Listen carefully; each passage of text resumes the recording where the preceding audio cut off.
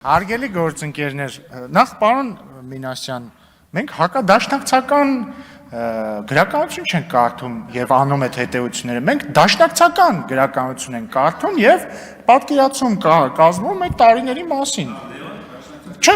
մեր Լենոն չի, Քաջազն ունի, կարող ես եմ գրել դաշնակցությունը Հայաստանում անելիք չունի այլևս։ Ես չեմ գրել։ Հիմա հարգելի գործընկերներ, մի քանի բանի էլի անդրադառնամ։ Նախ պարոն Մինասյան, ասում եք գալիս եք, ասում եք բաներ, որոնք պատմական բաներ եք մեջ բերում, որոնք իրականության հետ կապ չունեն։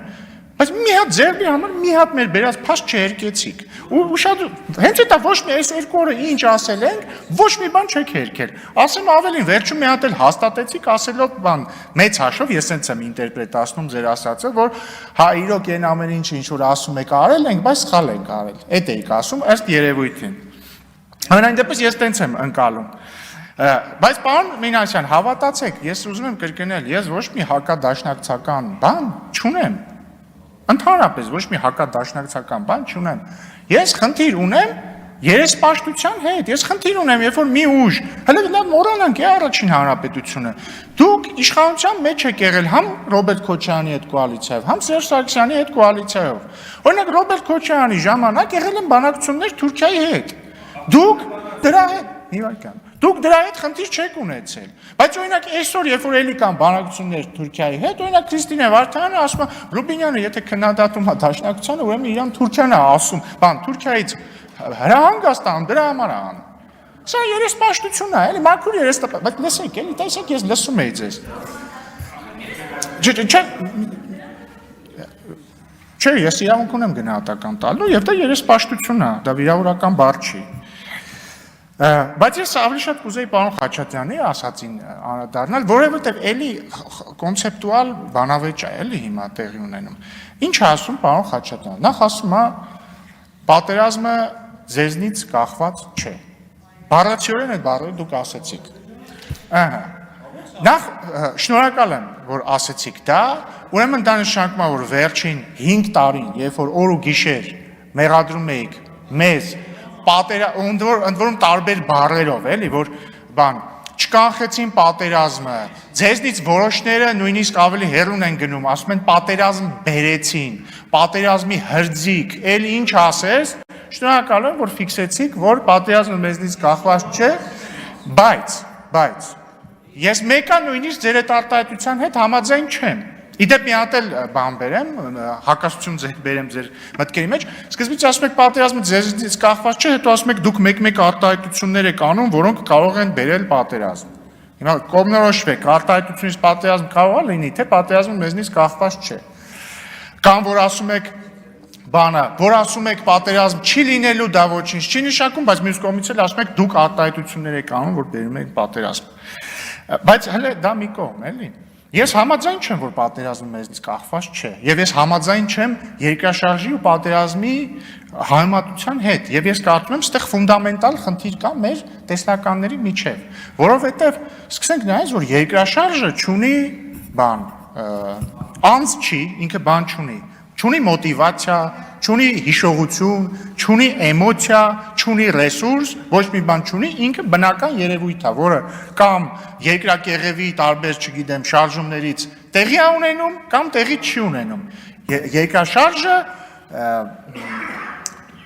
բան չի, ինքը չունի կամք, չունի ցանկություններ, չունի նպատակներ։ Բայց ունի էներգիա, բայց իր հետ հնարավոր չի բանակցել, քո գործողությունները ոչ մի ձև չեն կանխորոշում, եք անդհատին, հետո ուրիշ ժամանակ ձեզ են ընդհատում, ինձ ասում եք միջամտի։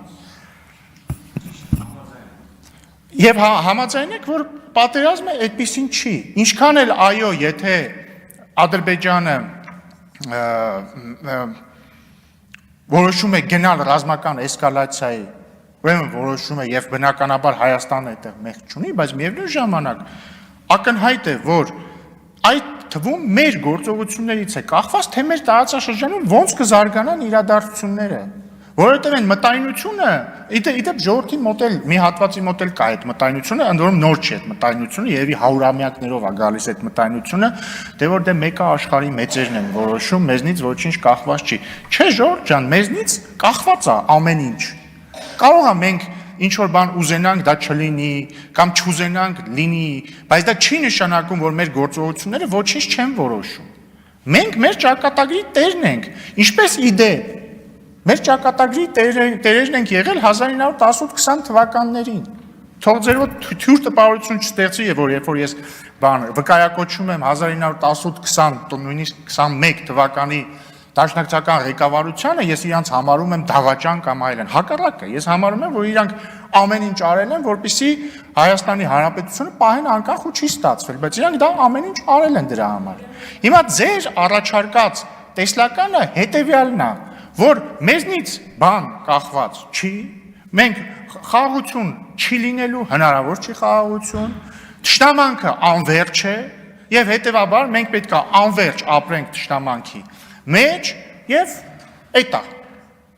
Բայց հարգելիներս, այդ ձեր տեսլականը փորձով ապացուցված է, փորձով ապացուցված է, որ չի աշխատում։ Չի աշխատում։ Ու դե հիմա ձեզ է թվում սխալ է, ինձ էլ թվում է ճիշտ է։ Մի բան էլ էլի անհետևողականության մասին, պարոն Մինասյան, եկել ասում եք, մենք չեմ հիշում կոնկրետ ձևակերպումը ոնց էր, ասեցիք, բայց մենք 42000 քառակուսի կիլոմետր տարածքով երկու հայկական պետական միավորում էինք թողել կամ տենց մի բան ասեցիք։ Պետություն։ Հիմա դուք հավանաբար նկատի ունեիք, որ Լեռնային Ղարաբաղը իր 12000 քառակուսի կիլոմետրով, որը Լեռնային Ղարաբաղը ըստ սահմանադրության այդ թվում։ Հիմա խնդրում եմ ինձ ասեք հետևյալը։ Դուք կոալիցիայի մեջ եք եղել եւ Ռոբերտ Քոչարյանի եւ Սերժ Սարգսյանի հետ։ Եվ Ռոբերտ Քոչարյանը եւ Սերժ Սարգսյանը Ադրբեջանի հետ բանակցել են Լեռնային Ղարաբաղի շուրջ գտնվող 7 շրջանների Ադրբեջանին հանձնելու վերաբերյալ։ Սա անհերքելի փաստ է, անհերքելի։ Հիմա դուք ասում եք 42000 քառակուսի կիլոմետրով երկու հայկական պետություն։ Այս դուք էլ կոալիցիայի մեջ եք։ Այսինքն դուք բանակցում եք պետությունը հանձնելու վերաբերյալ, թե ոչ։ Ոչ խաղաղության։ Մի վայրկյան։ Հետևաբար կամ դուք համարում եք, որ հայրենիքը հնարավոր է զիջել հանուն խաղաղության, կամ դուք անհետևողական եք եւ կներեք արտահայտությանս համար մի փոքր էլ երեսպաշտ, որովհետեւ դուք հիմա մեր գործընթացը, որը չի գնում, որը ոչ մի բան զիջելու մասին չէ, որը ընդամենը Ալմատայի հռչակագրի հիման վրա Հայաստանի եւ Ադրբեջանի կողմից փոխադարձ տարածքային ամբողջականությունը ճանաչելու մասին է, այսա քննադատելուց դուք ուրեմն երեսպաշտությամբ եք զբաղված։ Այսա դուք խնդիրը դաշնակցության հետ իմ խնդիրը հետեւյալն է, դուք ապրում եք ոչ թե ապրում եք, այլ խոսում եք դոգմաներով, այսինքն ազգային, հայրենասիրական, պետական, կողքից մի երկու հատ էլ սենց թրիգեր բառեր կան, էլի, թուրք, դավաճան եւ այլն, ես գնում եմ այնտեղ բան, Թուրքիայից բան եմ ստանում, հորդորներ եմ ստանում, ձեզ քննադատելու դաշնակցությանը, այս ամեն ինչը ասում եք, բայց փորձը ցույց է տալիս, որ ձեր կոալիցիոն կառավարման ժամանակ արել եք բաներ, որոնք ուղիղ հակասում են ձեր ասածներին, ու դա է ձեր ամբողջ քաղաքական կապիտալը։ Բայց խնդիրը դա հասկանում եք, խնդիրը դա, ես չգիտեմ դուք հասկանում եք, որ ձեր քաղաքականությունը անխուսափելիորեն, այլ այն քաղաքականություն, որ դուք առաջարկում եք, անխուսափելիորեն տանում է պատերազմի եւ Հայաստանի անկախության վերացման։ Դա անխուսափելիորեն տանում է նրան, որովհետեւ եթե դուք դեմ եք նրան, որ Հայաստանը ունենա սահմանագծված սահմաններ, եթե դուք դեմ եք նրան, որ Հայաստանն ու Ադրբեջանը ճանաչեն իրար տարածքային ամբողջականությունը Ալմատայի հռչակագրի հիման վրա, եթե դուք այդ ամեն ինչին դեմ եք, ախր դժվար չի էլի գումարել մեկին մեկ ստանալ, որ դա հավասար է նոր էսկալացիաների եւ Հայաստանի անկախության անխուսափելիորեն վերացման։ Պարոն Մինասյան տեղից հարցնում էր, որտեղից գիտեք, 004 շրջապերականից, որտեղ սեվով սպիտակին գրել եք Հայաստանի համար բան սահմանազատումը Հայաստանին երբևէ ձեռնտու չէ, գրել եք, որ Հայաստանը պետք է միութենական պետության մաս դառնա եւ այլն եւ այլն։ Ընդունում եմ առաջարկը։ Օր ժամ ասեք։ Մի վայրկյան։ Երբ։ Մի վայրկյան, հենց հիմա պայմանավորում ենք։ Երբ։ Երկուշաբթի օրը 004 շրջաբերական կբերեք ձեր հետ որտեղ շատ լավ պրոբլեմ չկա երկուշաբթի կպայմանավորվենք բայց խոսքը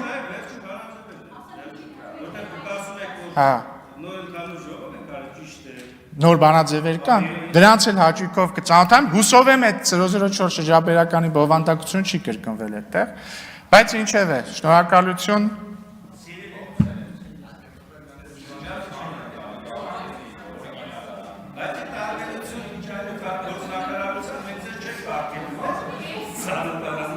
բայց պարոն Մինասյան պետք է օրիգինալը լինի ջնջած չլինի մեջը պետք է օրիգինալը լինի հա վերջ